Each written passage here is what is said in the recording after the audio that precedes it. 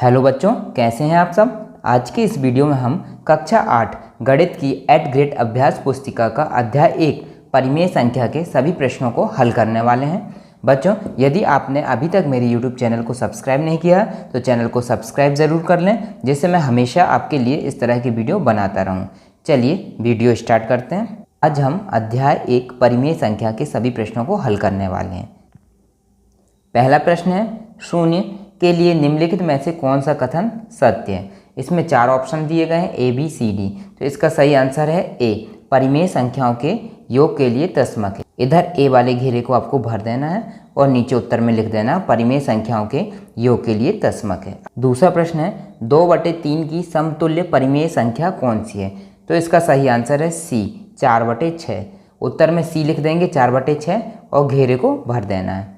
फिर इसके बाद प्रश्न 3, निम्नलिखित में से कौन सी संख्या अपने मानक रूप में है।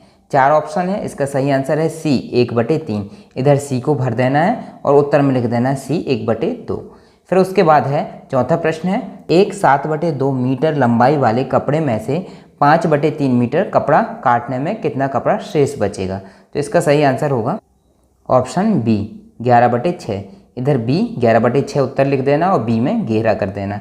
फिर इसके बाद आता है प्रश्न 5वां, एक आयताकार भूमि की लंबाई 17/2 मीटर है और चौड़ाई 13/2 मीटर है। भूमि का परिमाप कितना होगा। हम जानते हैं आयताकार भूमि का परिमाप निकालने के लिए फॉर्मूला लगाते हैं 2 गुणित लंबाई धन चौड़ाई। जैसे आप फॉर्मूला मान रखेंगे आपका आंसर आ जाएगा 30 मीटर। तो B में टिक कर देंगे, इधर B में घेरा लगा देंगे। इसके बाद प्रश्न 6वां देखते हैं, -4/9 प्लस -4/9 का मान कितना होगा।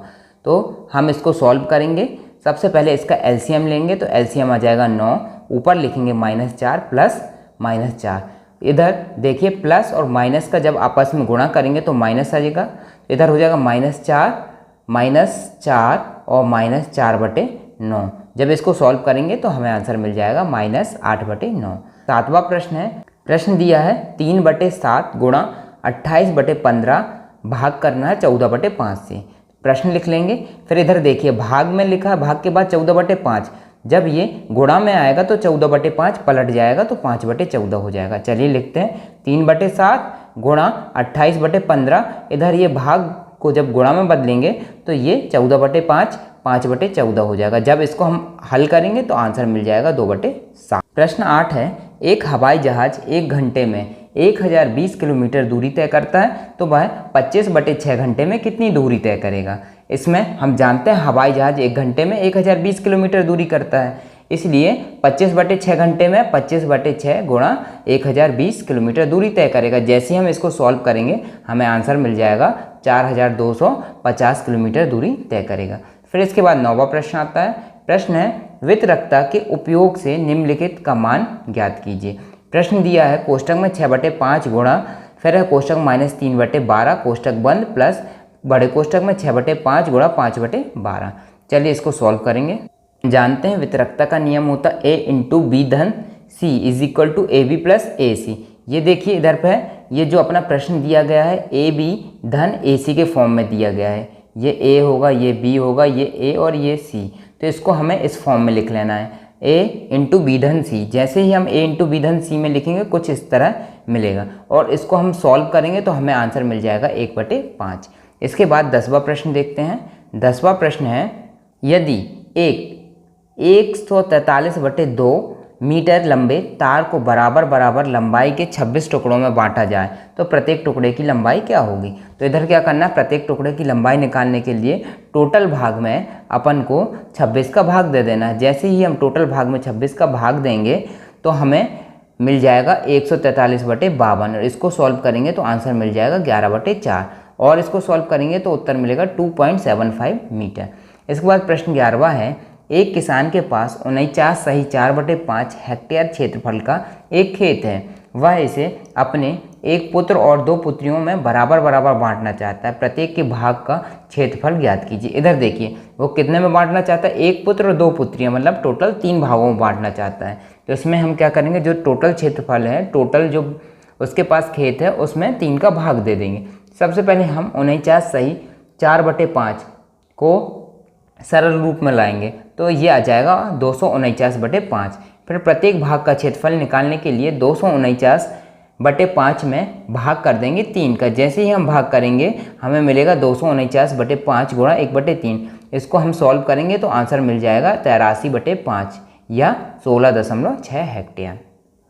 फिर इसके बाद 12वां प्रश्न है, क्या 1 सही 2/3 का गुणात्मक प्रतिलोम 0.6 है, क्यों अथवा क्यों नहीं? तो इसका आंसर सबसे पहले 1 सही 2/3 को हम सरल रूप में करेंगे तो 5/3 आ जाएगा। और 5/3 का गुणात्मक प्रतिलोम हम जानते हैं क्या होता है, उसका व्युत्क्रम मतलब 3/5, जो कि हमें क्या मिल रहा है 0.6।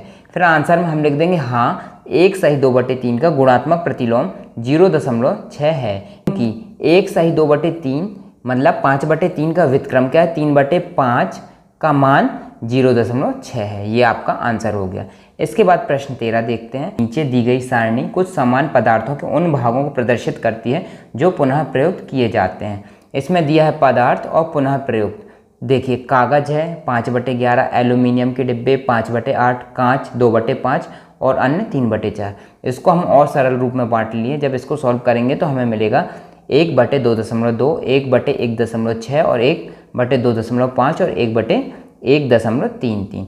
पहला प्रश्न है, क्या कागज के पुनः प्रयुक्त व्यक्त करने वाली परिमेय संख्या यानी 5/11 1/2 से अधिक है या 1/2 से कम? ये देखिए 5/11 को जब हम सॉल्व करते हैं तो हमें मिल रहा 1/2.2 जो कि 1/2 से कम है, इसलिए आंसर में क्या लिख देंगे परिमेय संख्या 1/2 से कम है। फिर इसके बाद दूसरा प्रश्न है, बड़े से छोटे क्रम में पुनः प्रयुक्त मात्राओं को व्यवस्थित कीजिए। तो इन्हें बड़े से छोटे क्रम में हम कुछ इस तरह व्यवस्थित। सबसे पहले हमें लिख देना 5/11 परिमेय संख्या 1/2 से कम है। फिर दूसरे में लिख देंगे आप 3/4, बड़ा का चिन्ह बनाएंगे 5/8, फिर 5/11, फिर 2/5। फिर सामग्री का नाम लिख देना अन्य, एल्यूमिनियम के डिब्बे, कागज और कांच। अब आगे बढ़ेंगे। इसके बाद प्रश्न 14 है, 3 विद्यार्थी ए, बी और सी अपने घर से विद्यालय के लिए 5/4 किलोमीटर, 3/4 किलोमीटर और 7/3 किलोमीटर दूरी तय करते हैं। तो पहला प्रश्न पूछ रहा है विद्यार्थी ए और बी की दूरियों का अनुपात क्या है। तो अपन को क्या कर देना, ए और बी की दूरियों का अनुपात निकालने के लिए 5/4 में 3/4 का भाग दे देना। जैसे आप भाग करेंगे ये 5/4 लिखेंगे और ये भाग से गुणा में आएगा तो गुणा ये पलट जाएगा, 3/4 का 4/3 हो जाएगा। जैसे ही आप इसको सॉल्व करेंगे आपको आंसर मिल जाएगा 5:3।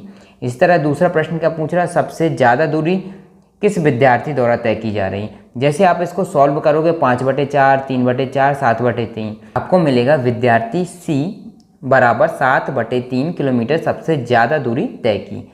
अब 15 प्रश्न क्या है, नीचे एक मैजिक वर्ग दिया गया है, उचित संख्याओं को वर्गों में इस प्रकार भरिए कि प्रत्येक पंक्ति स्तंभ और विकर्णों के योग के बराबर हो। इसको हमें इस तरह सॉल्व करना है, ये लिखा इसमें देखिए लिखा हुआ प्रत्येक पंक्ति स्तंभ और विकर्ण के योग बराबर हैं। इसमें आप पहले बॉक्स में लिख देंगे -21/-133, दूसरे में लिख देंगे 24/38, तीसरे में लिख देंगे 70/95 और चौथे में 25/95। इस प्रश्न का पूरा हल एक अन्य वीडियो के माध्यम से जानेंगे। बच्चों वीडियो अच्छा लगा हो तो चैनल को सब्सक्राइब और वीडियो को अपने दोस्तों के साथ शेयर जरूर करें ताकि मैं आगे भी आपके लिए इस तरह की वीडियो बनाता रहूं। धन्यवाद।